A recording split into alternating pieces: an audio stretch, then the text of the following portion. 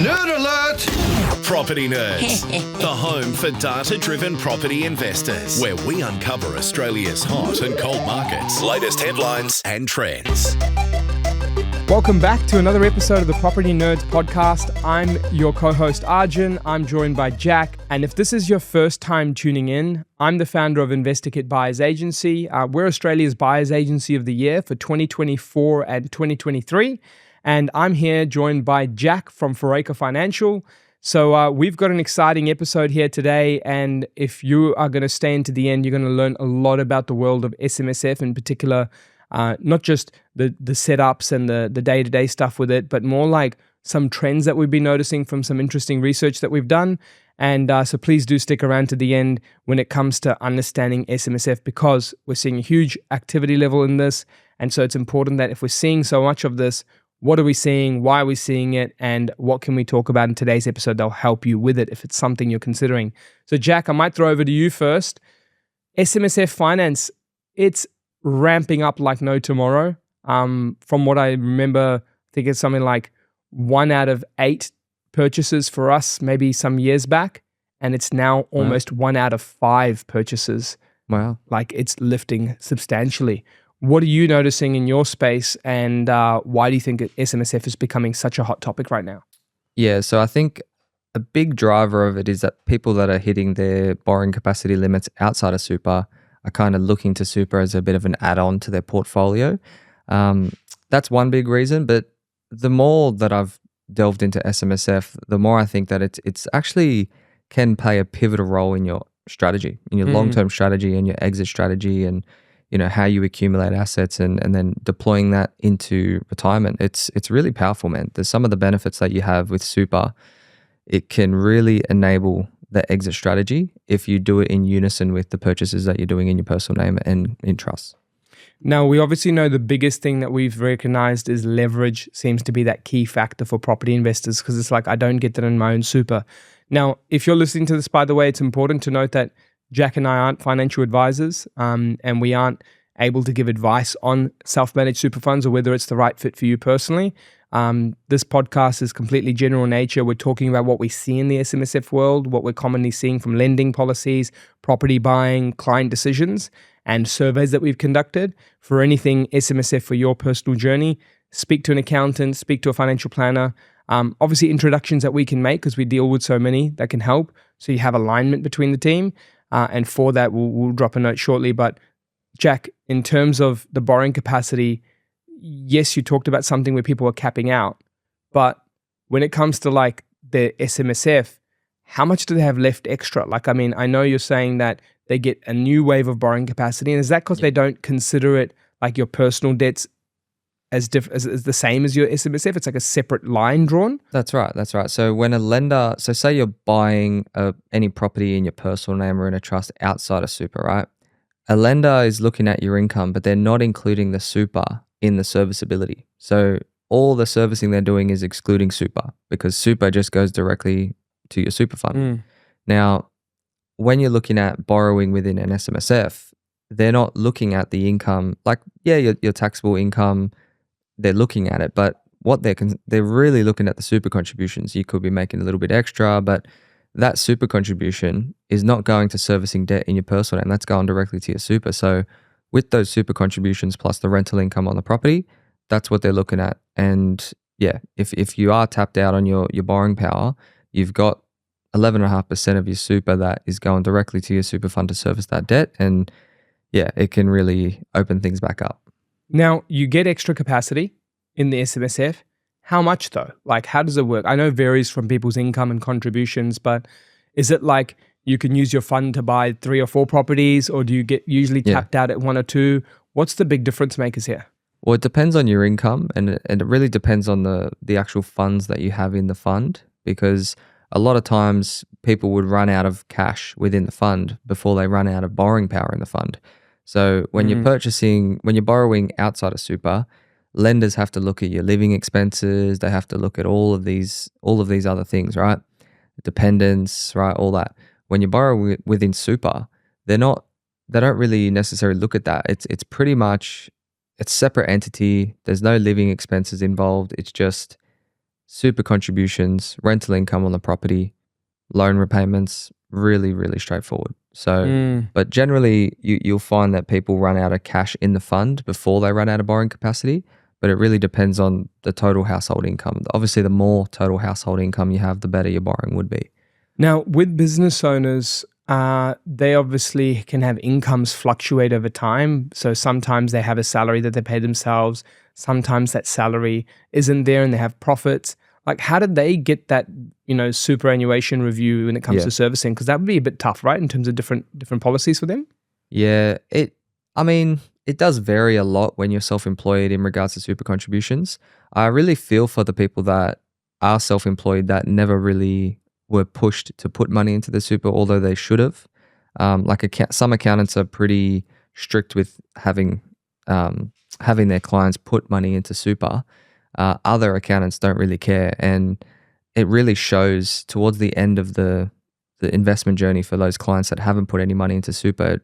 It kind of shows, and it does limit their options in regards to exit strategy. So yeah, it is a little bit more complicated when you're self-employed, but if you've got some consistent contributions going in over 12 months, over 24 months, even if you don't and you're kind of just starting out, there's still going to be some level of so help towards it. Now, what about if someone makes extra contributions? Like, because we've got, say, someone getting 15K to their super per annum. They chuck in an extra 5 in that year, and now you're reviewing their borrowing capacity. Does that help them with servicing or not really? Yeah, definitely. Extra contributions? Yeah, definitely. So if we can show that there's been historic contributions consistently, a lender's definitely happy to take that, yeah. And do they want to review it for just 1 year or 2 years? Because will the lump sum payment work there or not really? Because imagine I'm going, hey, this is the year I want to borrow. Can I put in an extra lump sum this year to increase capacity to show I'm able to do it? I'm capable of doing it? Yeah, well, it's got to pass the pub test. Like, I think lump sum for self-employed makes sense. Because people, they usually just do it when they do their tax return. They just do a lump sum. Over 1 year can do. Over 2 years, even better. As a PAYG person, I know some people would get like a bonus and then they'll put the super contribution in there.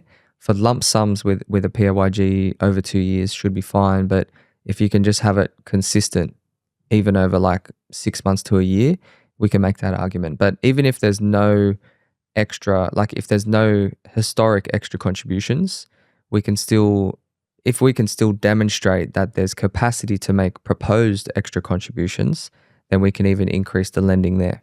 Okay, so that will help in good cases moving forward. So what we've come to notice is there's obviously property investing became a big factor over the last few years, especially after the boom. It's always been popular in Australia, but the last few years after this nationwide boom, it's almost like people are finding ways to go, I want to have more exposure to this. But then comes the game of diversity, right? People sometimes don't set up an SMSF because they go, well, I'm going to do property outside. I'm going to leave my funds in shares and I'd like it to be different.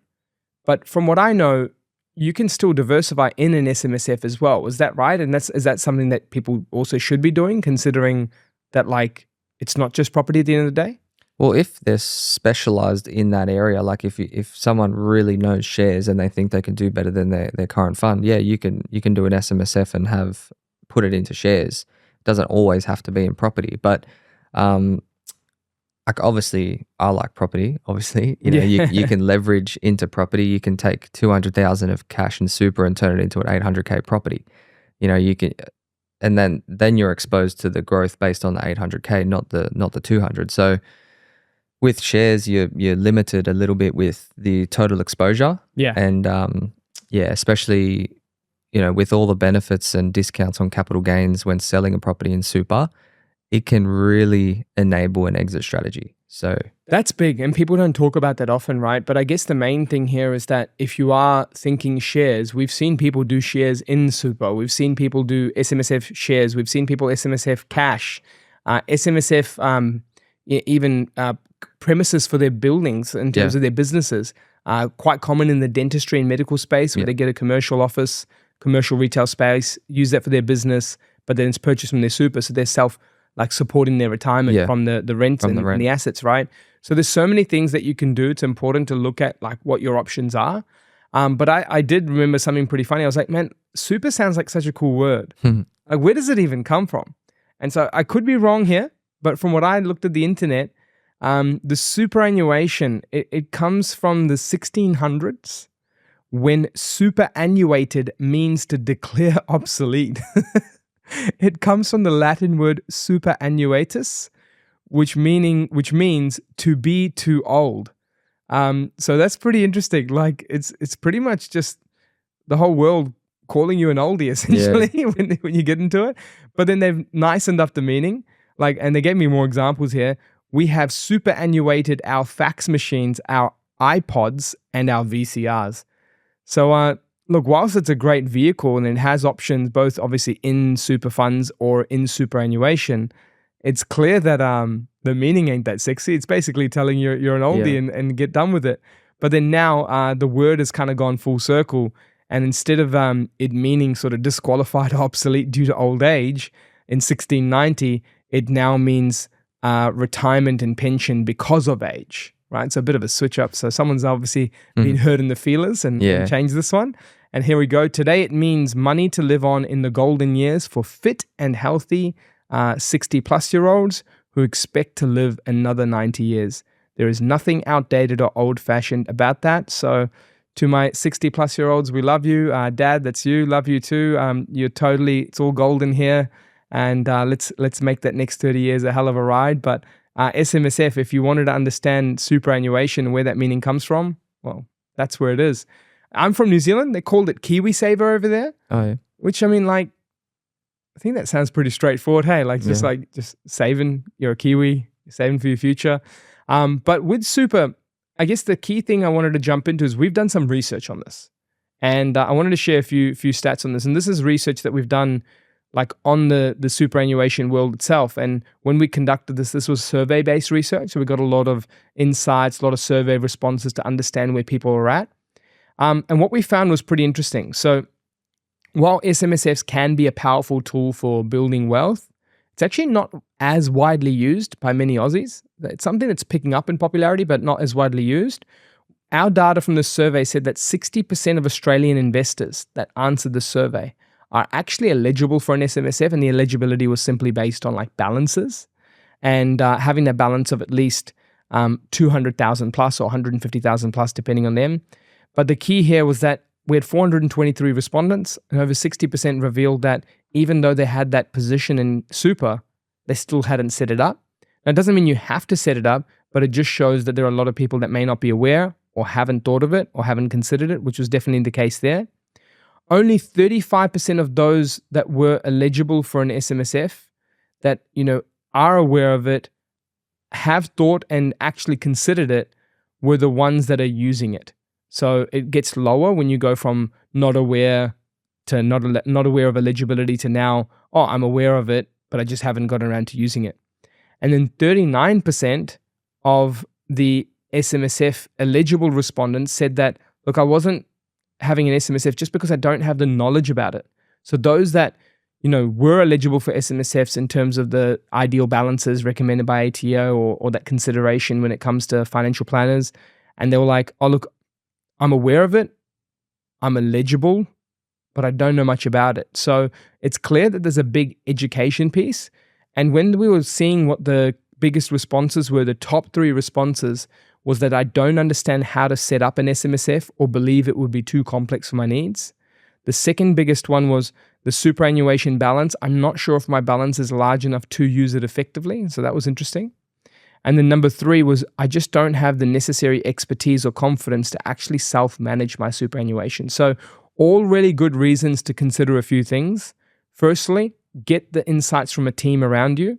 Now, if you're looking for introductions to certain accountants in this space, Jack, how can people reach out to you and your team? Yeah, just head to Fouracre Financial, the website.com.au, and they can just book in a meeting directly with me. Perfect. And the point of that is not to go, hey, jump on, set it up, this is advice. That's not the case at all. But the point of that is to go, what is your lending options available from a finance perspective? And then be able to go, hey, do you have contacts that understand SMSF well, can talk to me about the pros and cons, and we can make that introduction and they can make a discussion there for you to see it. So that ticks number 1. I don't understand how to set it up. It also ticks number 2 to know if your balance is suitable enough based on what that advisor's seen, what they've set up, and even what Jack has supported clients with to know that is that going to work or not. And usually we found sort of 200K plus in balance is the sweet spot. But we have seen some people on their own accord with their advice gone and set it up with 150 to 175 because they feel there's a property out there that was affordable for us to go and purchase for them. Now that's been something for them to consider and again, get advice on. And the last one is personal investment expertise. I don't have the necessary expertise or self-confidence in self-managing the assets or self-superannuation. So these are big responses there for the top 3. But the key with that third one is if you have a property buying team around you, a finance team around you for finance, an accountant and an advisor, you've now got, firstly, before setting it up, your pros and cons consideration to see if you do it or not. And if it makes sense and you are doing it, you've got the property buying aspect, you've got the shares aspect from your financial advisor, you've got the admin aspect from your accountant, and you've got the finance from, the finance team. So like you really can build a team to kill some of these things which are barriers to using an SMSF. So I thought it'd be helpful to share some of that research there. So that's SMSF research and obviously borrowing capacity. But another big one, Jack, that you wanted to touch in on was strategy. And I'm talking the property specifically because we can't advise on SMSF strategy in terms of how they go and invest it or where they should and shouldn't. But assuming someone's now gone, Jack, I'm definitely going property. I've considered my advice. What are some things on the strategy front that you think should be important from finance strategy for SMSF? Yeah, so it's heavily going to be dependent on your age and what your retirement goals actually are, what your portfolio looks like in your outside of super, and how long you have to invest. So it's very complex depending on each individual. But if you're really young or if you've got 20, 30 years before you actually retire, you would obviously start residential. Get some residential property because the price point to get a good residential property is a lot lower than the price point to get a good commercial property.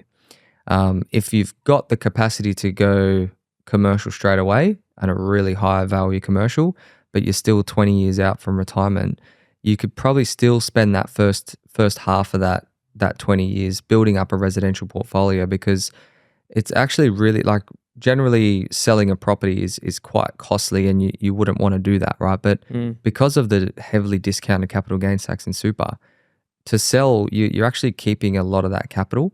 Yeah. So a lot of people can go aggressive on the residential front with a buffer, hold those properties for 10 years, because then when they sell, they're going to be able to purchase a much larger commercial property at a better loan to value ratio. Yeah. So the cash flow will be better, the asset class will be better, and then because of that cash flow being better, and you've still got some time before retirement, that big commercial property can just be set and forget. And then all the positive cash flow that's generated from your continuing to make your contributions and also the positive cash flow on the rent, you can generate enough of a deposit of 150, 200 grand to then fund another residential and then just use that to trade up and try to get to another commercial maybe, or if you can't quite get there, you can just wait until retirement and sell it off capital gains tax exempt, use it to pay off some debt in your personal name. So using super and the tax advantages there in the exit strategy, but also while you're growing, it can really change your thought process and how you approach your exit strategy in your personal name and in trust. So it really depends on how long you have until retirement. Yeah. And generally, you kind of got to just have a plan. Okay, some people are 10 years out.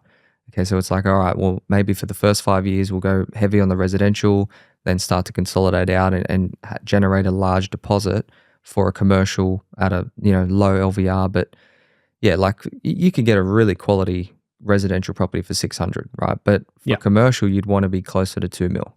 And you really need to use residential property as a springboard to get you there. So that takes time. Some people, commercial might not be an option because they just simply don't have the balance all the time to get to that higher value stuff.